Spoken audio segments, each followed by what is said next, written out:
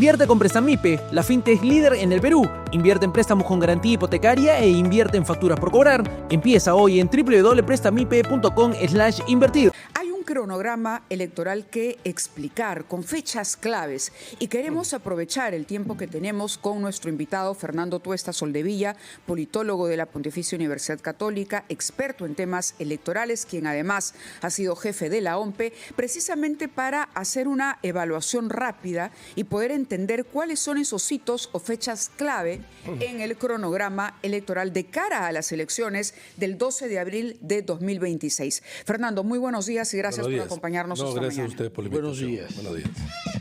La pregunta es esa, y la dejamos un poco a tu desarrollo para aprovechar el tiempo sin detenernos mucho, pero sí hacer hincapié en cuáles son esas fechas o hitos clave. Sí, efectivamente, tú bien lo señalas, en realidad hay muchas fechas, pero hay algunas que sobresalen por la importancia. La primera es el 2 de agosto.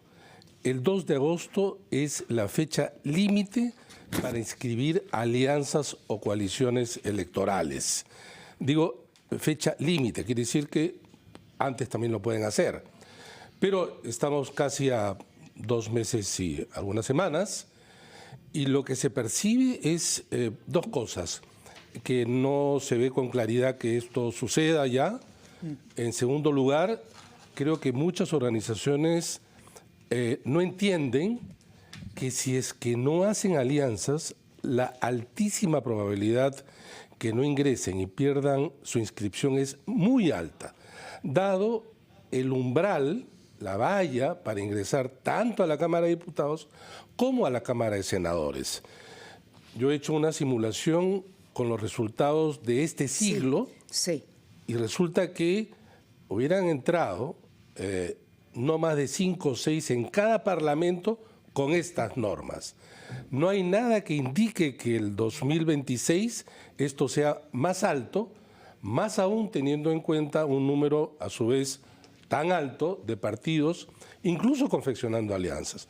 Yo creo que ahí hay una autopercepción superlativa de las fuerzas o de los partidos o inscritos. Repito, la probabilidad que ingresen al Senado o diputados es muy baja de ese número, ¿no? Y nos vamos a detener en ese simulacro que es sumamente interesante para de alguna manera ir advirtiendo también, ¿no? O anticipando de la importancia de este cronograma. 2 de agosto es. 2 de agosto es una de las primeras. Hay otra, el 14 de octubre de este año. ¿Qué sucede el 14 de octubre? Bueno, para empezar hay el cierre del padrón. El cierre del padrón es fundamental porque, y es importante que esto los conozcan quienes ahora nos están viendo y escuchando, porque se pueden hacer los cambios necesarios y pertinentes. Vale decir, por ejemplo, residencia, ¿no? Hay muchos peruanos que, por ejemplo, viven en Lima, pero en su DNI está, digamos, en alguna otra región del país. Y luego tienen que enfrentar el problema de tener que viajar para votar, o simplemente al no poder hacerlo, luego ser ausente y hay una penalidad. Claro, porque pones en la balanza cuánto me cuesta la multa, cuánto tiempo voy a invertir y cuánto dinero en un viaje. Pero también lo siguiente, no estás eligiendo al representante que en realidad te toca hacerlo. Y se desfigura la representación, sobre todo en algunas regiones donde había una gran movilidad o migración. Y otros datos también pertinentes, ¿no?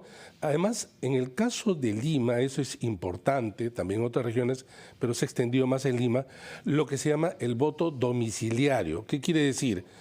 Que si es que yo hago el cambio de domicilio real, voy a poder escoger el local más cercano a donde yo vivo. Claro. De tal manera que el día de la elección no se convierta en traslados masivos de, en este caso, limeños, que no debería de ocurrir, y hacer más fácil la votación.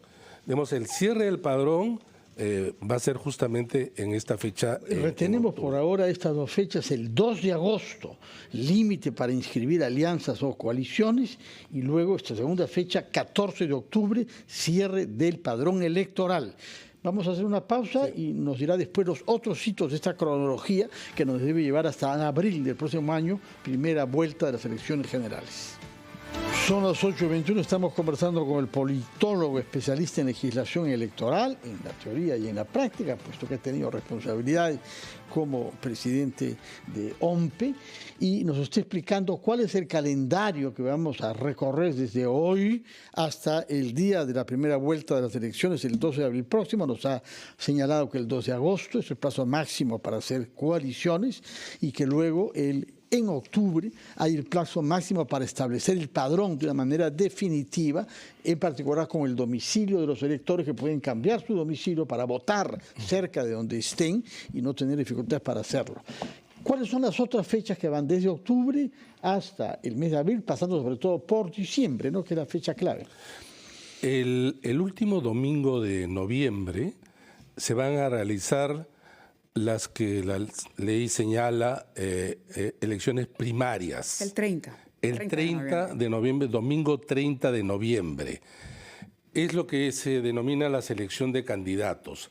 Allí hay 3 alternativas, que es uno, que voten cualquier ciudadano. No paso porque no son ahora obligatorias. La segunda, solamente los miembros o militantes del partido. Y la tercera, delegados. Yo creo, todavía no han decidido, cada partido decide que todos van a ir por delegados. Entre otras razones por lo siguiente, porque hay un umbral. Si no superas ese umbral, se termina tu participación, que es el 10%. Entonces, a nivel nacional, nadie se va a jugar por elecciones abiertas, ¿no? Segundo, incluso la que tienen que incorporar solo a los militantes. ¿Y saben por qué? Porque hay partidos que dicen tener cientos de miles. 300.000. Tendrían que llevar 30.000 para poder seguir en campaña. Claro. Entonces todos van a ir por delegados. Entonces el día 30 de noviembre, domingo, se van a realizar las elecciones, estimo yo, la mayoría por delegados. Pero acá hay un tema y un problema. Estas que fueron organizadas por la OMPE de cara a las elecciones del 2021 y 2022, no las va a organizar la OMPE, sino cada partido.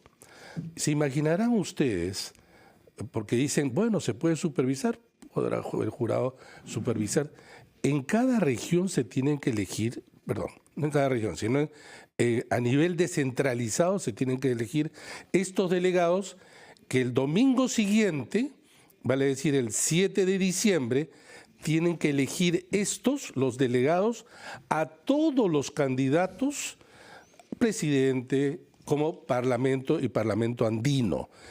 Digo, esto es muy importante porque la transparencia se terminó en esta parte.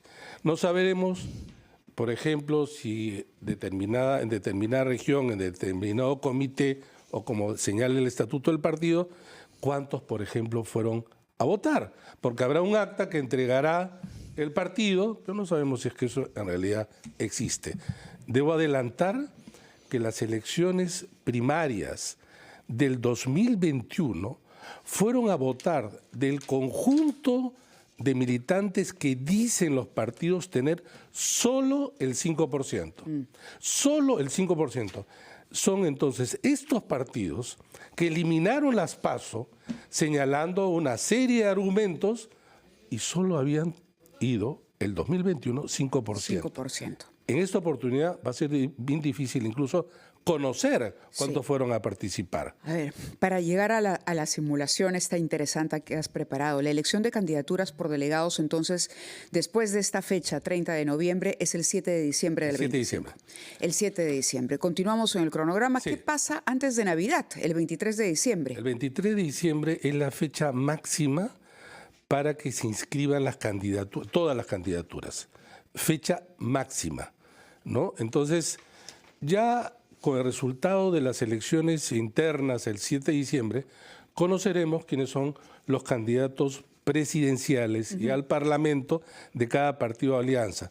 Pero todavía se tienen que inscribir. ¿Y por qué yo digo que no necesariamente vamos a conocer? Porque podría existir una serie de eventualidades. Claro, que hace que apelaciones, expulsiones. No.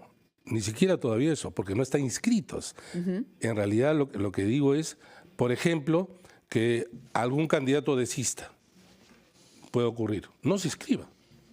Mientras no se inscriba, no es candidato, por más que sea elegido. Claro, pero a lo que voy a decir es que por lo menos tendremos las caras ya. Sí, sin duda. Ya un Tenemos panorama un poco más claro, ¿no? Las caras que podrían Así entrar a así competencia. Así Y es. luego, además de lo que has dicho, también se presentarán apelaciones sobre A partir expulsión. del 23 de diciembre. Claro, y tacha de candidatos, Ajá. pero eso termina el 13 de marzo ya. Así es. Es así prácticamente es. un mes antes de la selección. Sí, es lamentable, pero así es.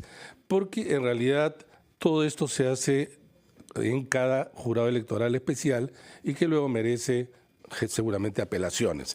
Pero acá hay un punto importante. Quizá ya sepamos en el momento de las alianzas cuáles serán los candidatos presidenciales que vamos a tener. Porque en realidad estas primarias por delegados son acuerdos formales. En realidad, miren, hubo en el 2021 la cantidad, los delegados son elegidos, por lo tanto debe haber candidatos a delegados. La gran mayoría de partidos ni siquiera colocaba candidatos que ocuparan el mismo número de delegados. Ahora, ¿cuántos son los delegados? ¿Cuántos son los delegados que deben de Algunas decenas en algunos casos. No, lo dice el estatuto del partido. Hubo en el 2021 un partido que solo tuvo 13 delegados. Esos 13 se encargan de elegir a todos, absolutamente a todos. Sí. El máximo fue 110, que se encargó de elegir a todos. Ahora, va a haber un partido que no va a superar el 10%, que es el umbral de delegados. Por ejemplo, si es que yo digo que mi estatuto son 100, basta que vayan 10 y ya supera el umbral. Por eso es que todos van a ir por delegados. De acuerdo. En todo caso, el periodo que ha mencionado Mávila de tachas se cierra definitivamente el 13 de marzo. Así Más es. allá de ahí no hay apelación posible. No hay apelación El posible. jurado tendrá que ver cómo Tiene hace que para resolver. Así De es. acuerdo. Y luego la elección que la tenemos el 12 de abril. El 14, Perdón, 14, ya tenemos las candidaturas inscritas. Las tenemos inscritas definitivamente, ¿no? Y el 12 de abril vamos todos a votar. Pero pero después del 23 de diciembre, claro, después de fiestas, en realidad empieza la campaña en todos los términos normativos que se establecen, ¿no?